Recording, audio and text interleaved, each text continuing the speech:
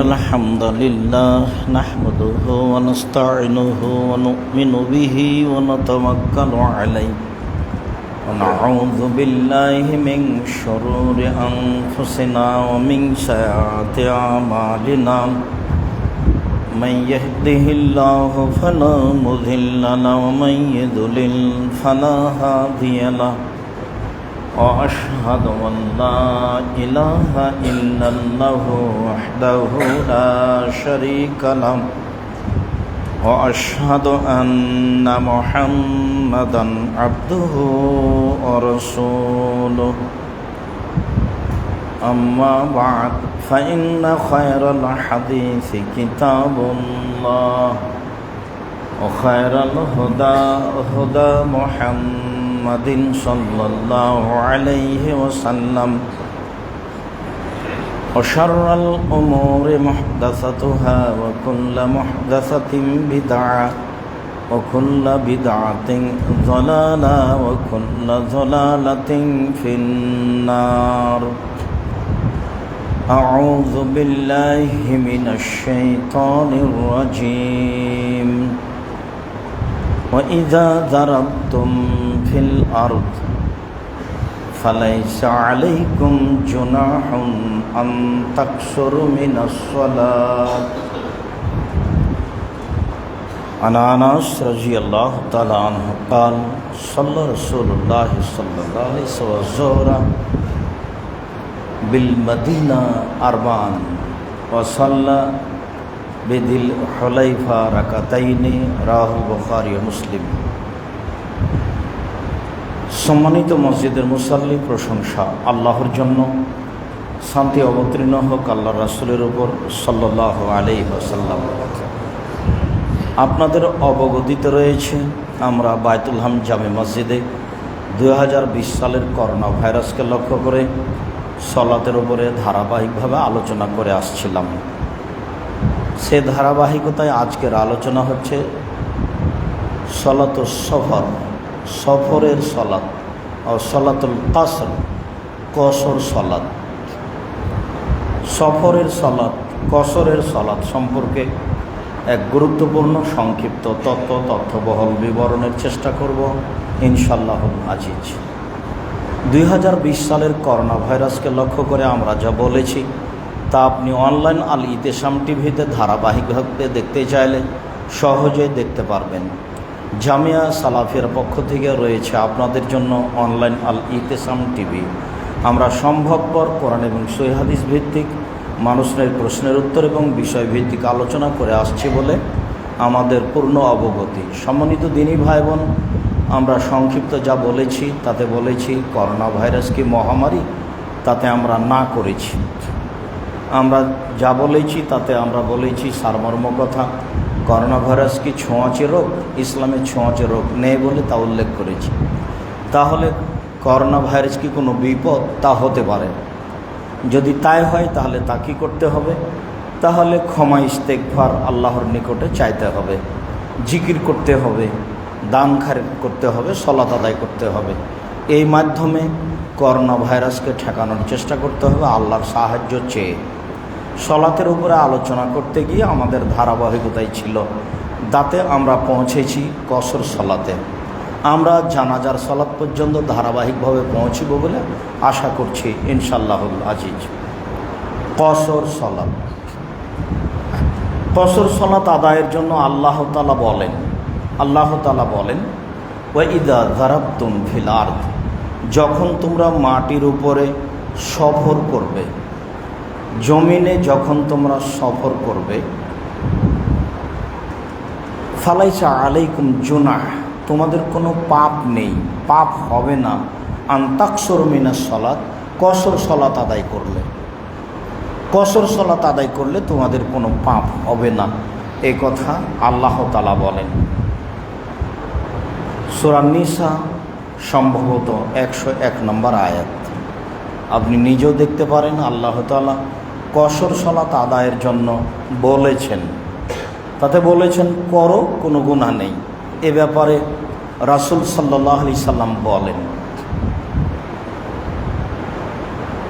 আনাস রাদিয়াল্লাহু তাআলা আনহু বলেন, সাল্লা রাসূলুল্লাহ সাল্লাল্লাহু আলাইহি সাল্লাম আয-যুহরা বিল মদিনা আরবান। আল্লাহ রাসূল হজের উদ্দেশ্যে মদিনা থেকে মক্কায় সফর করবেন, মর্মে তিনি মদিনায় জোহরের সালাত আদায় করলেন 4 রাকাত। ও সাল্লা বেদিল হুলাইফা রাকাতাইনে, আর তিনি জুল হুলাইফায় সালাত আদায় করলেন আসরের 2 রাকাত। হাদিস বুখারী মুসলিম। দূরত্ব কি সেইটা পরে বিবেচনা করব। আমরা কসরের সালাত আলোচনা করতে গিয়ে প্রারম্ভের আলোচনা হবে কসরের সালাত আদায় করতে হবে সফরে। আমাদের দ্বিতীয় আলোচনা হবে কত দূরে গেলে কসর সালাত আদায় করব। আমাদের তৃতীয় আলোচনা হবে কতদিন যাবত কসর সালাত আদায় করব। আমাদের চতুর্থ আলোচনা হবে সফরে জোহর আসর মাগরিব এশা একসাথে জমা করে আদায় করতে হবে। আমাদের পঞ্চম আলোচনা হবে সফরে সুন্নাত পড়া লাগবে না, তবে তাহাজ্জুদ, তবে বিতর। তারপরে আলোচনা আসবে কথার মধ্যে যে সফরের সালাত ফরজ ব্যতীত বাহনের উপরেই চলে, বাহনের মুখ যেখানেই থাক না কেন, যেদিকেই হোক না কেন, বিবরণগুলি আমরা ধারাবাহিকভাবে স্পষ্ট করব বলে আশা করছি ইনশাআল্লাহুল আজিজ। প্রারম্ভের আলোচনা আমরা করি যে রাসূল সাল্লাল্লাহু আলাইহি সাল্লাম কসর সালাত আদায় করতেন, যা আল্লাহ বলেছেন, যা রাসূল করেছেন। আমরা অত্র বুখারী মুসলিমের হাদিসে অবগত হলাম যে রাসূল সাল্লাল্লাহু আলাইহি সাল্লাম মদিনাতে জোহরের সালাত আদায় করলেন 4 রাকাত, আর জুলহুলাইফায় আসরের সালাত আদায় করলেন 2 রাকাত। হাদিস বুখারী মুসলিম। কোনো প্রকার আপনার অন্তরে যেন ধাক্কা না কাটে, দাগ না কাটে যে কসর চলে কি না, কত দূর সেটা আপনিও বিবেচনা করতে পারেন সময়ের গতিতে। হারিস ইবনে ওয়াহাব আল খুজাই রাদিয়াল্লাহু তাআলা আনহু বলেন, সাল্লা বিনা রাসূলুল্লাহ সাল্লাল্লাহু আলাইহি ওয়াসাল্লাম ওয়া নাহানু আকসারা মা কুন্না কাত্তু বিমিনান রাকাতাইনে। আল্লাহর নবী আমাদেরকে নিয়ে মিনায় 2 রাকাত সালাত আদায় করলেন, তখন আমরা সফর হিসেবে ছিলাম আমাদের জীবনে সবচেয়ে বেশি। এত বেশি সংখ্যক লোক আমরা কখনো ছিলাম না, এবং আমরা ছিলাম খুব নিরাপদে। তখন তো আল্লাহ রাসূল সাল্লাল্লাহু আলাইহি সাল্লাম নিজেই সমাজের দায়িত্বশীল। তখন তো মক্কা বিজয় হয়ে গেছে, তখন তিনি মদিনা থেকে মক্কায় আসছেন হজ করতে। তাই তিনি বলছেন, আমরা সেদিন মিনায় ছিলাম সংখ্যায় সবচেয়ে বেশি, হাজারো হাজার মানুষ ছিলাম। সেদিন আমরা ছিলাম নিরাপত্তায়, কোনো প্রকার সমস্যা ছিল না। সেদিন আমরা কসর সালাত আদায় করেছি রাসূল সাল্লাল্লাহু আলাইহি সাল্লামের সাথে, তিনি আমাদেরকে কসর সালাত আদায় করিয়েছেন। বুখারী মুসলিম। বিবরণে বোঝা যাচ্ছে যে নিরাপত্তা চলে আসলে কসর সালাত আদায় করতে হবে না, কথাটি ঠিক নয়। এদেশে ভারত, বাংলাদেশ, পাকিস্তানে মাঝহাবি মানুষ অনেক বেশি, কাজেই অনেকের ধারণা যে সমস্যা ছিল, তাই ছিল কসরের সালাত। সমস্যা নেই, এখন আর কসর নেই। হাদিস বুখারী মুসলিম। তিনি বলছেন, আমরা সংখ্যায় ছিলাম সবচেয়ে বেশি, কোনো দিন এত সংখ্যায় বেশি ছিলাম না, এবং সবাই ছিলাম নিরাপত্তায়, নিরাপদে, কোনো প্রকার সমস্যা ছিল না, ভয় ভীতি বলে কোনো জিনিস ছিল না। হাদিস বুখারী মুসলিম। বোঝা যাচ্ছে রাসূল সাল্লাল্লাহু আলাইহি সাল্লাম কসর সালাত আদায় করতেন সাহাবীগণকে নিয়ে।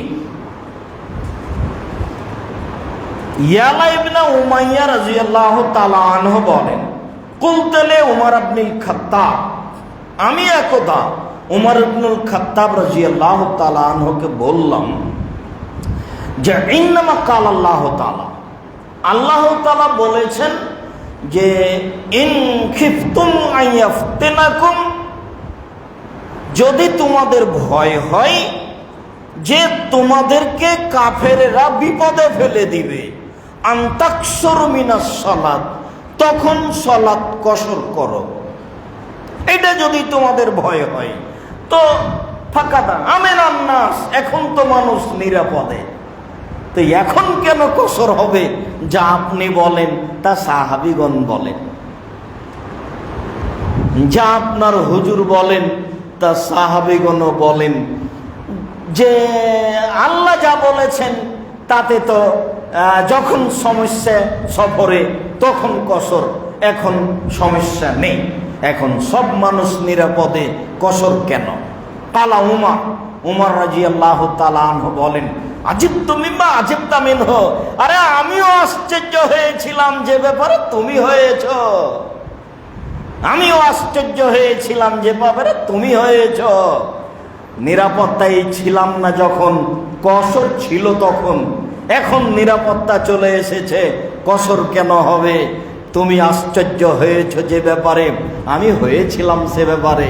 ফাসালতু রাসূলুল্লাহ সাল্লাল্লাহু আলাইহি ওয়াসাল্লাম, বিষয়টি আমি আল্লাহ রাসূলকে জিজ্ঞাসা করলাম, আল্লাহ রাসূল এখন তো সমস্যা নেই, এখন আমরা নিরাপদে, সালাত কেন কসর?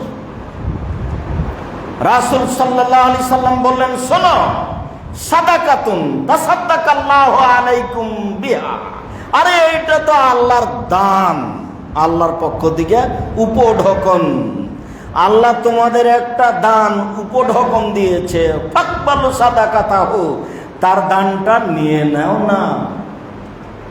আদেশ রাসূল সাল্লাল্লাহু আলাইহি সাল্লাম বললেন আমাকে। কাকে বললেন? উমর রাদিয়াল্লাহু তাআলা আনহুকে বললেন। উমর বলেছিলেন, কেমন হয়ে গেল, এখন তো নিরাপদ, তাহলে কসর কেন? তখন আল্লাহ রাসূল বললেন, আরে এইটা তো আল্লাহর পক্ষ থেকে উপঢকন দান, আল্লাহ যেটা তোমাদের দান করেছেন সেটা নিয়ে নাও না। নিয়ে নাও কথাটি আদেশ, হাদিস বুখারী মুসলিম, মাথায় যেন অন্য কিছু না জাগে।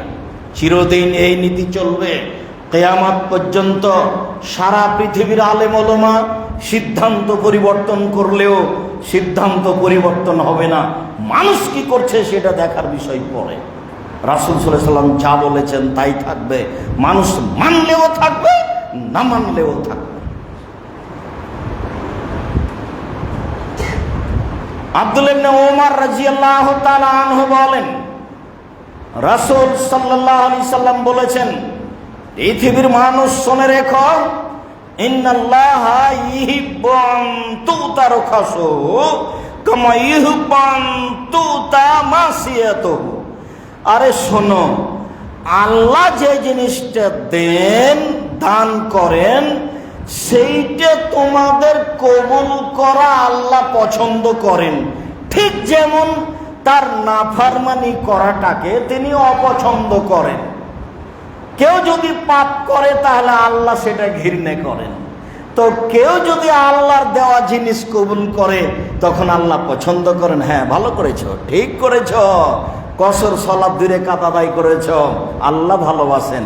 আল্লাহর সাদাকা তুমি মেনে নিয়েছো, আল্লাহর দান তুমি কবুল করেছো, খুব ভালো করেছো, আল্লাহ এটা পছন্দ করেন। আল্লাহর দেওয়া জিনিসটা তুমি নিয়ে নিয়েছো, আল্লাহ ওইরকমই পছন্দ করেছেন তোমার কাজটাকে, তার পাপ করলে যেমন তিনি অপছন্দ করেন। বুঝাতে পারলাম না মনে হয়? পাপটা তো তিনি অপছন্দ করেন, তাহলে তার দানটা তিনি পছন্দ করেন। নেও না, আমি দিলাম।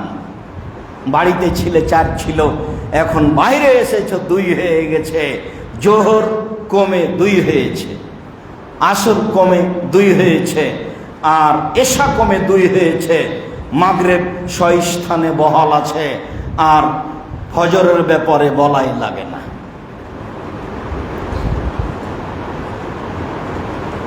আব্দুল্লাহ ইবনে আসেম ইবনে ওয়াহাব, হাফস ইবনে আসেম রাদিয়াল্লাহু তাআলা আনহু বলেন, সাহেব ইবনে উমারা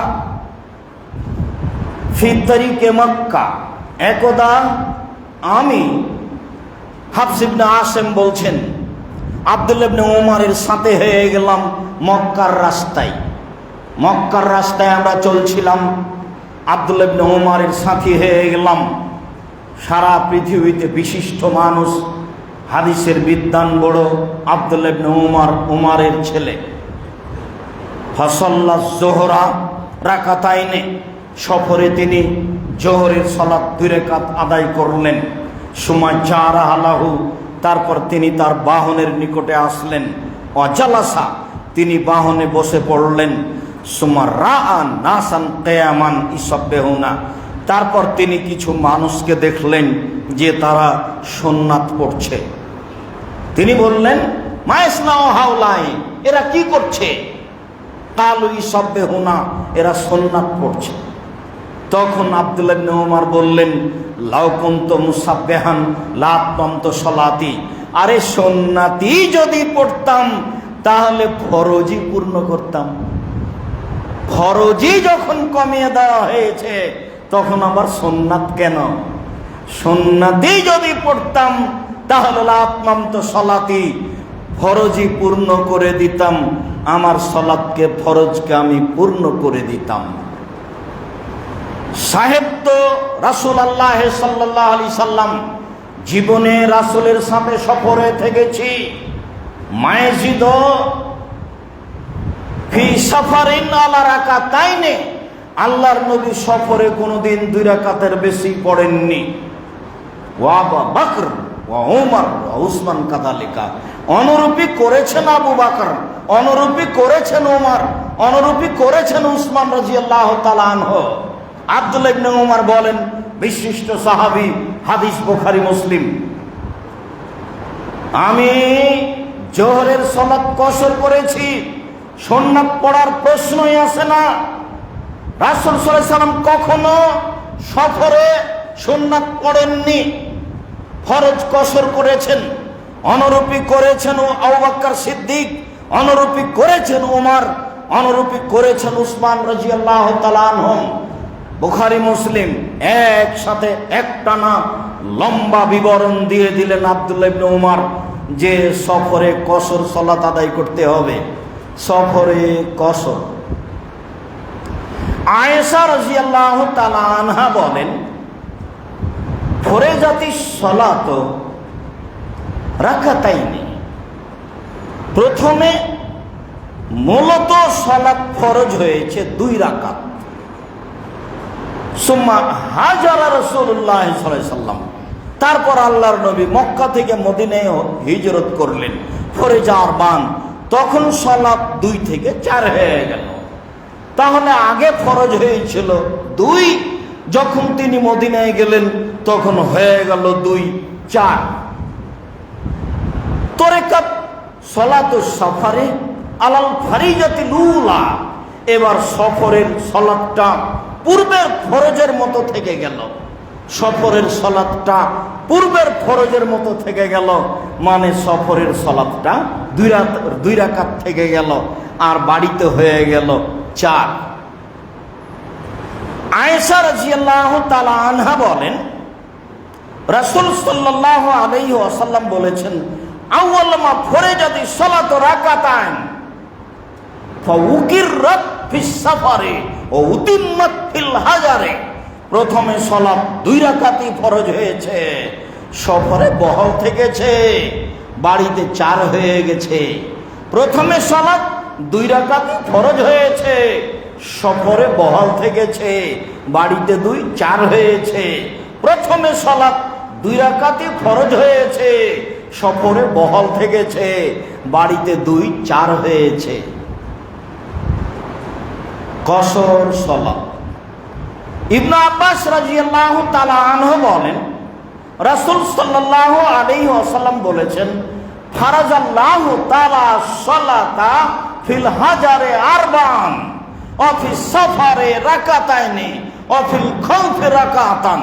আল্লাহ তাআলা বাড়িতে ফরজ করেছেন 4, সফরে ফরজ করেছেন 2, আর ভয়ে ফরজ করেছেন 1।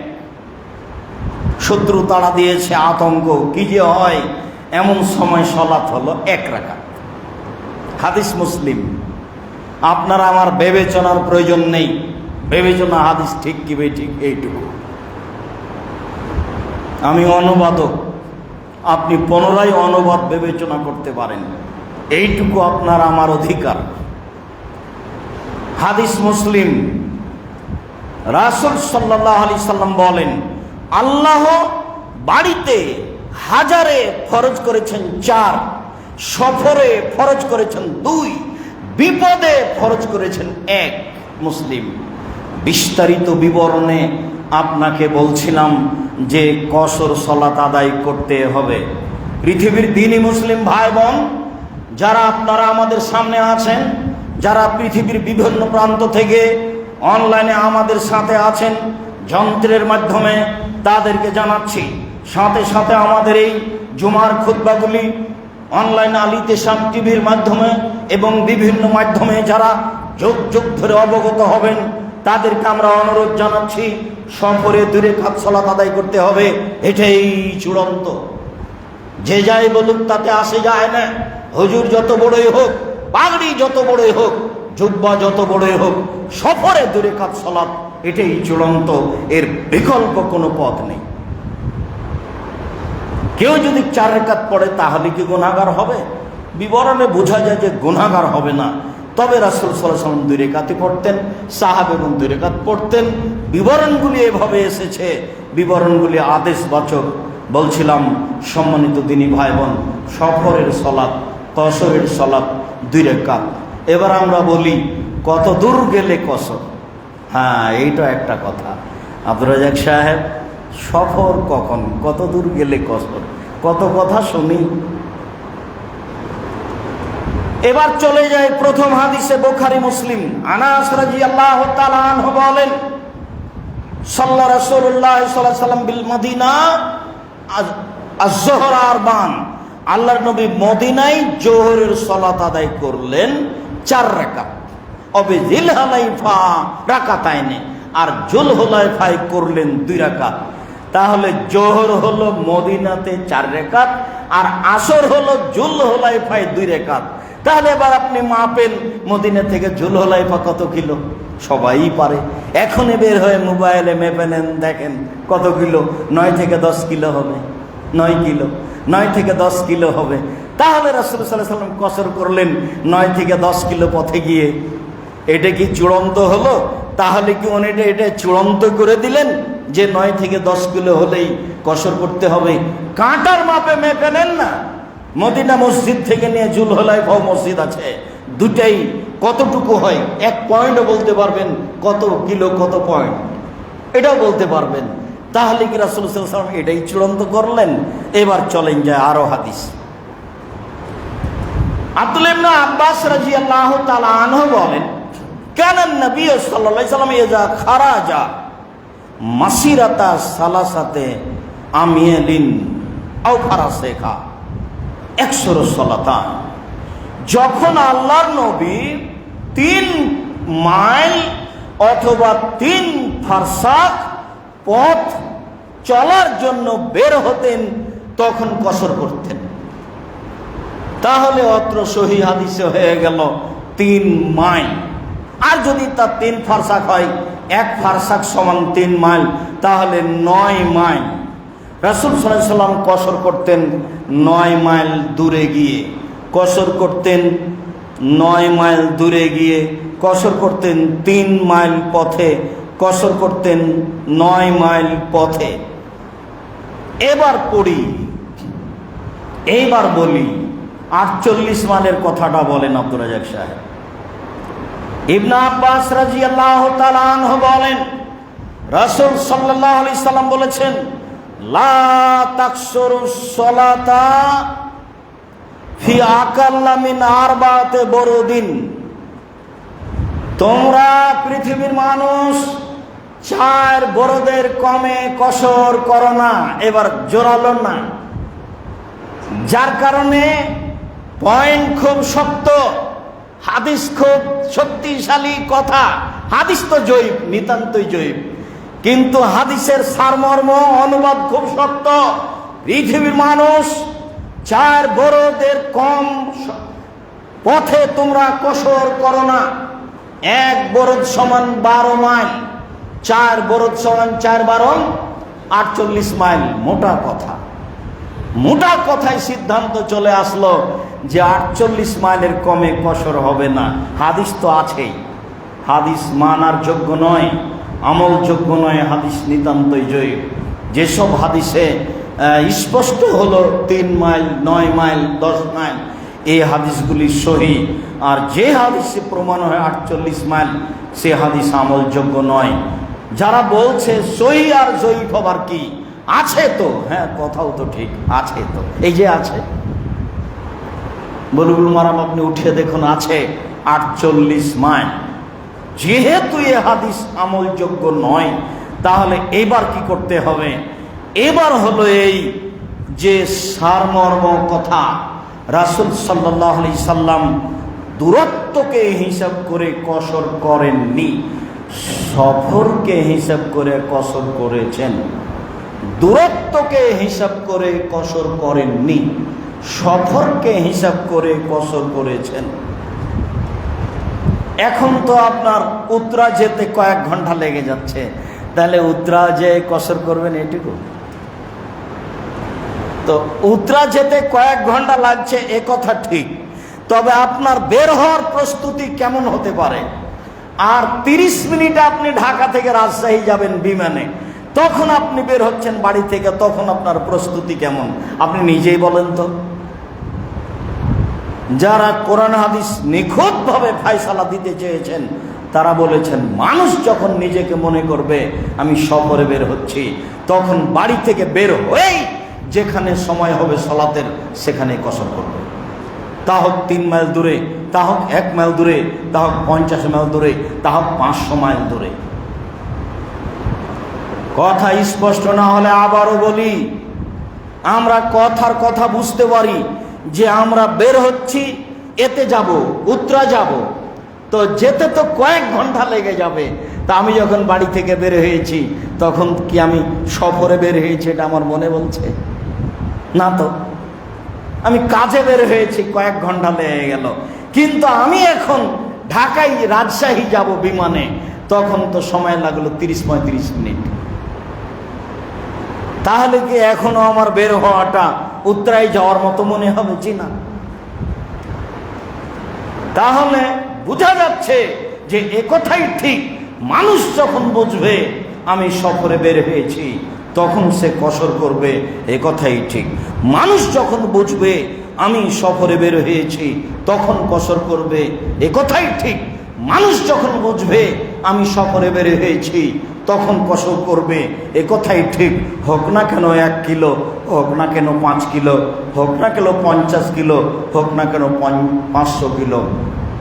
সম্মানিত দিনী ভাই বোন, দেশবাসী, এলাকাবাসী, মসজিদের মুসল্লি, দিনী মুসলিম ভাই বোন, পৃথিবীর বিভিন্ন প্রান্ত থেকে যারা আমাদের সাথে আছেন, তাদেরকে আমরা বিনীতভাবে অনুরোধ জানাচ্ছি যে সফরের দূরত্ব নেই। যখন মানুষ নিজেকে মুসাফির মনে করবে, তখনই কসর করবে, এ কথাই ঠিক। বিবেচনা করে আমল করার চেষ্টা করি। আল্লাহ আমাদের তৌফিক দান করুক। আল্লাহুম্মা আমিন। আল্লাহুম্মা সাল্লি আলাইহি। আলহামদুলিল্লাহ ওয়াহদা ওয়াসসালাতু ওয়াসসালামু আলা মান লা নাবিয়্যা বা'দা। কতদিন কসর করব? সেটাও তো একটা কথা, কতদিন কসর করব? আনাস রাদিয়াল্লাহু তাআলা আনহু বলেন, সাফারনামা রাসূলুল্লাহ সাল্লাল্লাহু আলাইহি সাল্লাম মিন মদিনা ইলা মক্কা, মিনাল মদিনা ইলা মক্কা। আমরা রাসূলের সাথে সফরে বের হলাম মদিনা থেকে মক্কায়। ফাইসাল্লি রাকাতাইনে হাত্তা রাজানা ইলাল মদিনা। দেখলাম তিনি মক্কায় 2 রাকাত করে কসর সালাত আদায় করলেন। শেষ পর্যন্ত আমরা মক্কা থেকে মদিনায় ফিরে চলে আসলাম, তিনি কসরই করলেন। কিলালাহু, এইবার আনাসকে বলা হলো যে আকামতুম বে মক্কাতা শায়ান, আপনার মক্কায় কতদিন ছিলেন? কুলনা কালা, তিনি বলছেন আকামনা বেহা আশারা ইয়াওমান, আমরা মক্কায় ছিলাম 10 দিন। এক বর্ণনায় বুখারী মুসলিম 10 দিন। ওয়াফি রিওয়ায়াতিন ইবনে আব্বাস রাদিয়াল্লাহু তাআলা আনহু বলেন, সাফারা রাসূলুল্লাহ সাল্লাল্লাহু আলাইহি সাল্লাম সাফারান, একদা আল্লাহ রাসূল এক সফর করলেন। ফা আকামা 19 ইয়াওমান, তিনি থেকে গেলেন 19 দিন। ইসাল্লি রাকাতাইনে তিনি 2 রাকাত করে সালাত আদায় করলেন। অত্র বুখারী মুসলিমের হাদিসে 19 দিন, আগের হাদিসে 10 দিন। ওয়াফি রিওয়ায়াতিন 15 ইয়াওমান, বুখারী মুসলিমের অনেক বর্ণনায় 15 দিন। ওয়াফি রিওয়ায়াতিন 18 ইয়াওমান, অনেক বর্ণনায় 18 দিন। রাসূল সাল্লাল্লাহু আলাইহি সাল্লামের নিজের জীবনে যা তিনি বাস্তবায়ন করেছেন তাতে ছিল 10 দিন, তাতে ছিল 15 দিন, তাতে ছিল 18 দিন, তাতে ছিল 19 দিন। আব্দুল্লাহ ইবনে ওমর রাদিয়াল্লাহু আনহু বলছেন, তারা এক সফরে ছিলেন, আসবো বলে থেকে গেলেন 6 মাস। 6 মাস যাবৎ কসর করতে থাকলেন। এবার আপনি বলেন কতদিন কসর করবেন? যারা বলেছে নিশ্চিত 15 তাদের ভুল হয়েছে, যারা বলেছে নিশ্চিত 4 তাদেরও ভুল হয়েছে। হিসাব বাতিল। যখন আপনার কর্ম স্থায়ী, যে আপনি এখানে কর্ম নিয়েছেন স্থায়ীভাবে, তখন আপনি সেদিন থেকেই পূর্ণ করবেন, এই কথা ঠিক। কিন্তু আপনার কর্ম অস্থায়ী, কি যে হয় কাল যাব মনে হয়, চলে যাব মনে হয়, তাতে এরকম যদি পরিস্থিতি হয় তাহলে তাতে সময় নেই, এ কথাই ঠিক। হোক না কেন 10 দিন, তা হোক 15 দিন, তা হোক 1 মাস, তা হোক 6 মাস, তা হোক বছর, তাতে আসে যায় না। আপনি ভালো করে বুঝে নেন কত দিন, এর কোনো সময়সীমা নেই। যেমন কত দূরত্বের কোনো সময়সীমা নেই, তেমন কত দিনেরও কোনো সময়সীমা নেই। দূরত্বেরও হিসাব ভুল, কত দিনেরও হিসাব ভুল। অত্র বুখারী মুসলিমের এক হাদিসে প্রমাণ হয় 10 দিন, এক হাদিসে প্রমাণ হয় 15 দিন, এক হাদিসে প্রমাণ হয় 16 দিন, 18 দিন, এক হাদিসে প্রমাণ হয় 19 দিন। আর আব্দুল্লাহ ইবনে উমরের জীবনে প্রমাণ হয় 6 মাস। বলেন কতদিন?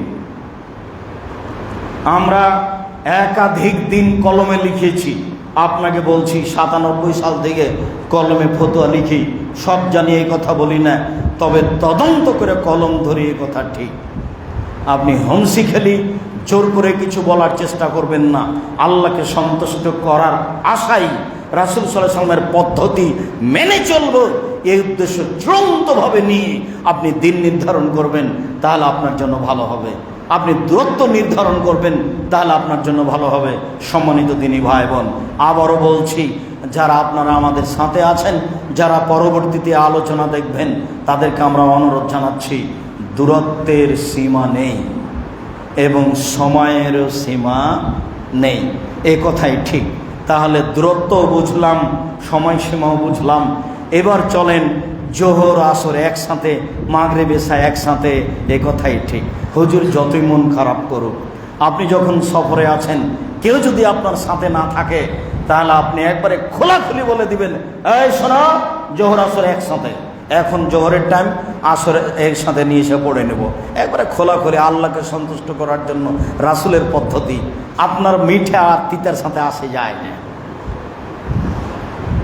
ইবনে আব্বাস রাদিয়াল্লাহু তাআলা আনহু বলেন, কানান নবী সাল্লাল্লাহু আলাইহি ওয়াসাল্লাম ইয়াজমাউ বাইনা যুহরি ওয়াল আসরে ইযা কানা আলা যাহরি সাইরিন, যখন আল্লাহ রাসূল চলার পথে থাকতেন তখন তিনি জোহর আসরকে একসাথে করতেন।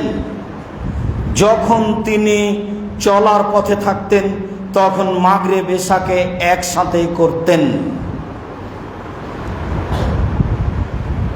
মুআয ইবনে জাবাল রাদিয়াল্লাহু তাআলা আনহু বলেন, কানান নবী সাল্লাল্লাহু আলাইহি ওয়াসাল্লাম ফি গাজওয়াতে তাবুকা, আল্লাহ রাসূল তাবুকের যুদ্ধে গিয়ে 40 দিন, অনেক দিন ছিলেন। রাসূল সাল্লাল্লাহু আলাইহি ওয়াসাল্লাম তাবুকের যুদ্ধে গিয়ে অনেক দিন ছিলেন। মুআয ইবনে জাবাল রাদিয়াল্লাহু তাআলা আনহু বলেন, এদা ইজা জাগাতিশ শামস ক্বাবলা ইয়ারতাহিলা জামা বাইনা যোহরে ওয়াল আসরে, যখন বের হওয়াটা জোহরের পূর্বেই হতো তখন জোহর আসর একসাথে করে নিয়ে বের হতেন। যখন সূর্য ঢুলে গেছে, পূর্বেই নয়, যখন সূর্য ঢুলে গেছে এই সময়তে বের হয়েছেন এজা জাগাতিশ শামস। যখন সূর্য ঢুলে গেছে জোহরের সালাত আদায় করা যাবে এরকম সময়ে যখন বের হয়েছেন তখন আসরকে জোহরের টাইমে নিয়ে এসে পড়ে নিয়েছে।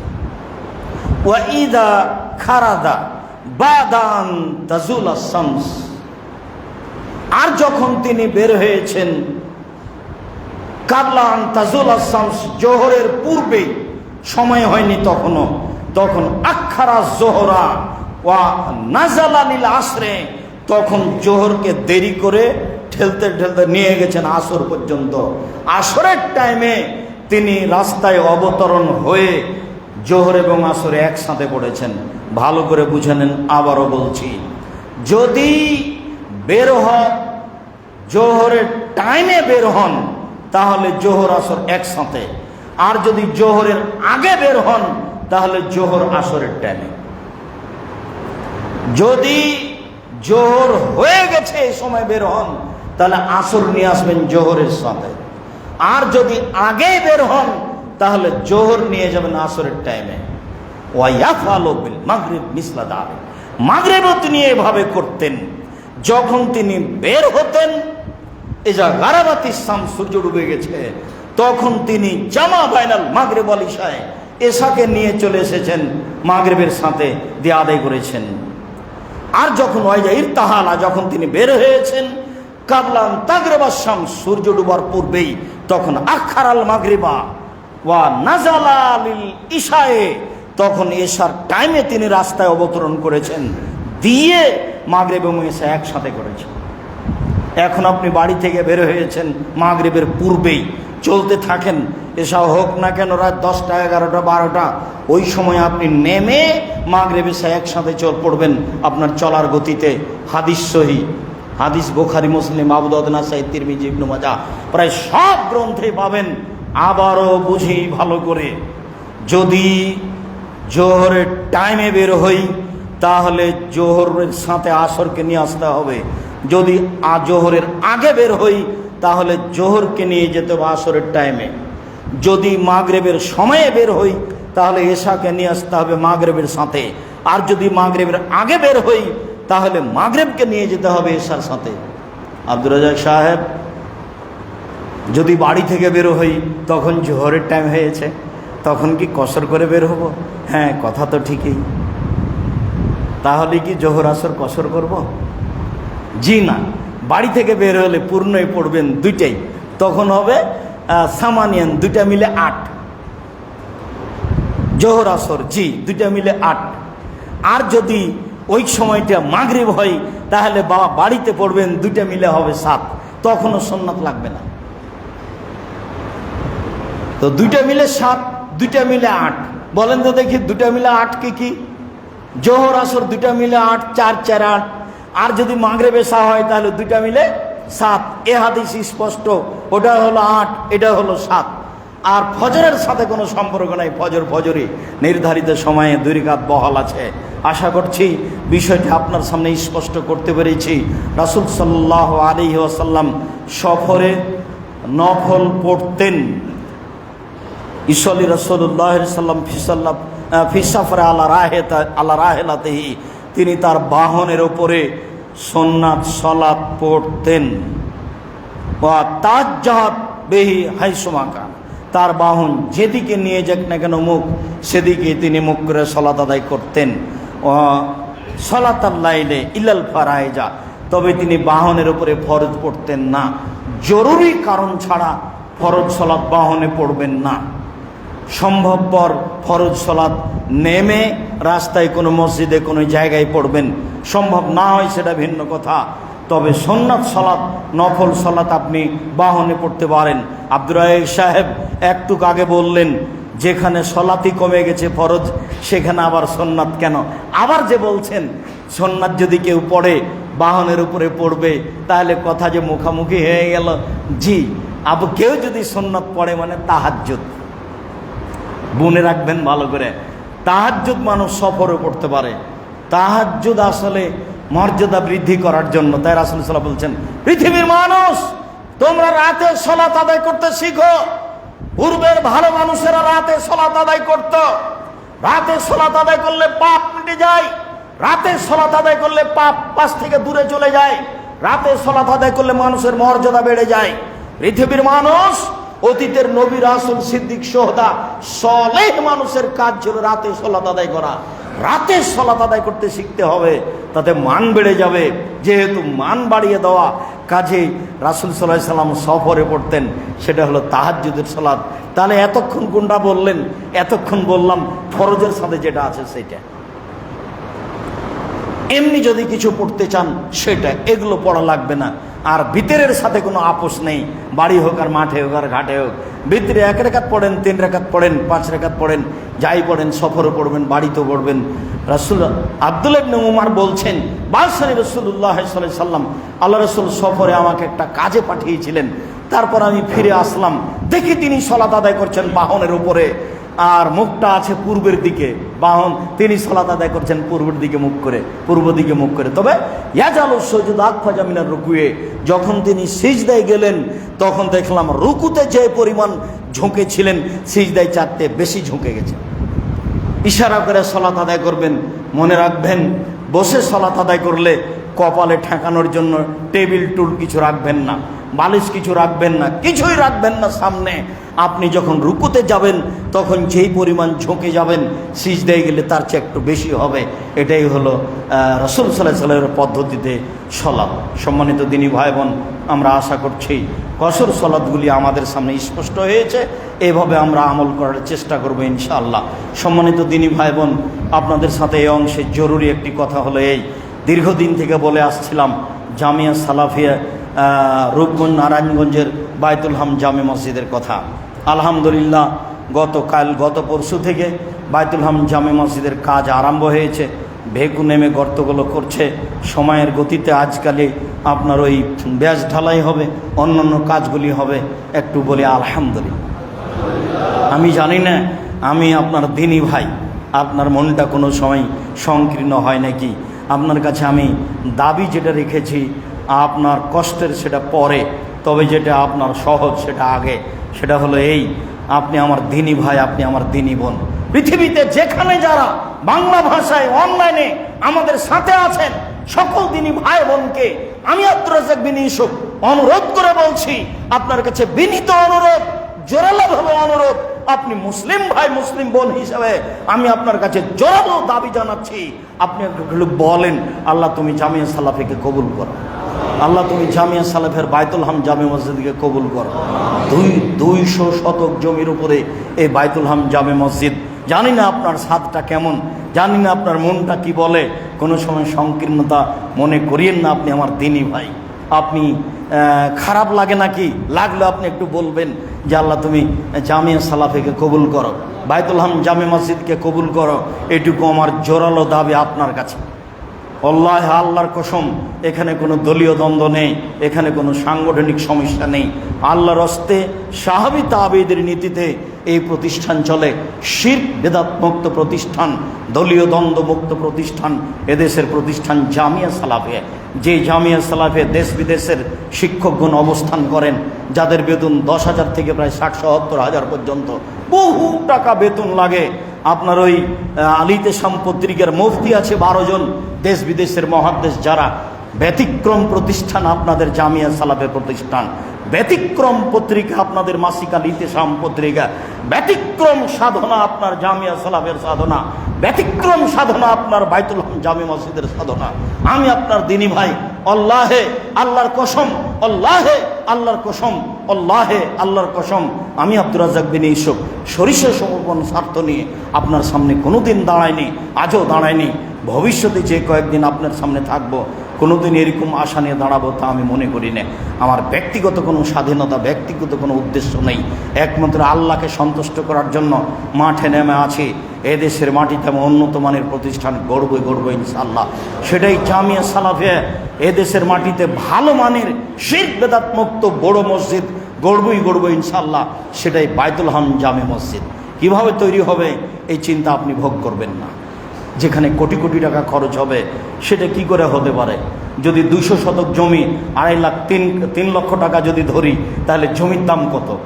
তো প্রায় জমি যদি হয়ে যায় তাহলে বাকি কাজ হবে না। বাকি কাজ হবে না কেন? আপনার 10 টাকার অনেক দাম আছে। এই প্রতিষ্ঠানের কোনো বিদেশি সহযোগিতা নেই, এই প্রতিষ্ঠান কোনো দলীয় ব্যক্তি দিয়ে চলে না, এই প্রতিষ্ঠান কোনো নির্ধারিত ব্যক্তি দিয়ে চলে না, এই প্রতিষ্ঠান কোনো বিদেশি সংস্থা দিয়ে চলে না। আপনার 10 টাকা দিয়ে প্রতিষ্ঠান চলে, আপনি বিশ্বাস করেন? আলহামদুলিল্লাহ, আপনার 10 টাকার আমার কাছে অনেক দাম। আপনার 10 টাকার আমার কাছে 10 লক্ষ টাকা দাম। আপনার 10 টাকা দিয়ে জামিয়া সালাফের কাজে অনেক বরকত হয়। নইলে এগুলো হয় কীভাবে আমি নিজেও তো বুঝতে পারি না। আমি আপনার দিনী ভাই, আপনি আর কাছের খুব মানুষ। আমি আব্দুর রাজ্জাক বিন ইউসুফ। যেদিন আপনার এখানে আসব, সুরিটোলা মালিটোলা জুমার দিন আপনি জানতে পারবেন ইংরেজি মাসের শেষ জুমায় আসি সুরিটোলা, ইংরেজি মাসের প্রথম জুমায় আসি মালিটোলা। আপনি আপনার ভাই, আপনার বোন আর আপনার আত্মীয় স্বজন সবাই আসার চেষ্টা করবেন। দিন ধর্মের ব্যাপারে চূড়ান্তভাবে আপনার আমি কিছু সহযোগিতা করবই ইনশাআল্লাহ। আমি দৃঢ়তা নিয়ে আপনার সামনে দাঁড়াই, এমনিভাবে আপনার সামনে আসি না। আর শেষে যে আপনার ছেলে মেয়ে, জাতির ছেলে মেয়ে কোরআন এবং সহিহ হাদিস জানবে কিভাবে, বুঝবে কিভাবে, তার আশা ব্যক্ত করে আপনার সামনে আমি দাঁড়াই, এটা আপনাকে মনে রাখতে হবে। জামিয়া সালাফের যত বই পুস্তক আছে সব আপনাকে সংগ্রহ করতে হবে, মনে সংকীর্তন নিয়ে আসবেন না। মাসিকাল ইতেসাম আপনাকে সংগ্রহ করতে হবে, মনে সংকীর্ণতা নিয়ে আসবেন না। জামিয়া সালাফের এই বাইতুল হাম জামে মসজিদের ব্যাপারে আল্লাহর কাছে খালেস অন্তরে দোয়া করতে হবে। যারা দেশে বিদেশে দিনী ভাই বোন আছেন, আমি সকল দিনী ভাই বোনকে অনুরোধ জানাচ্ছি, একটু মুখে বলতে শিখুন, আল্লাহ তুমি জামিয়া সালাফে কবুল করো। আর বলেন, আল্লাহ যারা জামিয়া সালাফে পরিচালনা করে, বাইতুল হাম জামে মসজিদ পরিচালনা করে, ওদের যদি কোনো ত্রুটি থাকে তাহলে তুমি সংশোধন করে দাও। ওরা যেন নিজ স্বার্থ নিয়ে কোনো কাজ না করে, ওরা যেন কারো ক্ষতির জন্য কোনো কাজ না করে, তুমি তাদেরকে সঠিক পথে রাখো। এটুকু থাকলো। দিনী ভাই বোন দেশ বিদেশে আছেন যারা, সবাই এই মসজিদের মুসল্লি যারা, তারা সবাই জামিয়া সালাফের সার্বিক কাজে বাইতুল হাম জামে মসজিদের কাছে অংশগ্রহণ করবেন। আপনার 10 টাকা আপনি কখনো খাটো মনে করবেন না। 10 টাকা কেন? 10 লক্ষ দিবেন। 10 লক্ষ কেন? 10 কোটি দিবেন। 10 কোটি কেন? 1000 দিবেন, 500 দিবেন, 50 টাকা দিবেন। কোনো সময় সংকীর্তন আনবেন না কখনো। সংকীর্ণতা যেন ভিতরে না ঢোকে। পতিতালয়ের মহিলা যদি কুকুরকে পানি পান করিয়ে জান্নাত পেতে পারে, জামিয়া সালাফের কোনো কাজে বাইতুল হাম জামে মসজিদে 10 টাকা সহযোগিতা করে জান্নাত কিনবো ইনশাআল্লাহ। আল্লাহর কসম, আমি কোনো স্বার্থ নিয়ে কথা বলছি না। আল্লাহ তুমি সর্বশক্তিমান, আমাদের যদি কোনো ভুল ত্রুটি তাহলে মাফ করো। তোমার দরবারে জুমার খুতবার শেষ অংশে দাঁড়িয়ে বলছি, আমরা মানুষ, আমাদের যদি কোনো ভুল ত্রুটি থাকে তাহলে তুমি মাফ করো। তুমি জামিয়া সালাফে কবুল করো, তুমি জামিয়া সালাফের সার্বিক কাজকে কবুল করো। তুমি আমরা যেই মসজিদে এখানে আসি, এই মসজিদ সংক্রান্ত যত মুরব্বী চলে গেছে কবরে, তুমি তাদের কবরের শাস্তি মাফ করো। যারা জামিয়া সালাফের সার্বিক কাজে অংশগ্রহণ করে, তাদের আত্মীয় স্বজন, পিতামাতা, দাদা দাদি যারা চলে গেছে, তুমি তাদের কবরের শাস্তি মাফ করো। তাদের যারা অসুস্থ, বাড়িতে হাসপাতালে, এই মসজিদের মুসল্লি হিসাবে যারা এসেছি, এদের আত্মীয় স্বজন যারা বাড়িতে হাসপাতালে, তুমি তাদের আরোগ্য দান করো। আমরা যারা বেঁচে আছি, দেশের বিভিন্ন প্রান্ত থেকে জামিয়া সালাফের সার্বিক কাজে অংশগ্রহণ করি, তুমি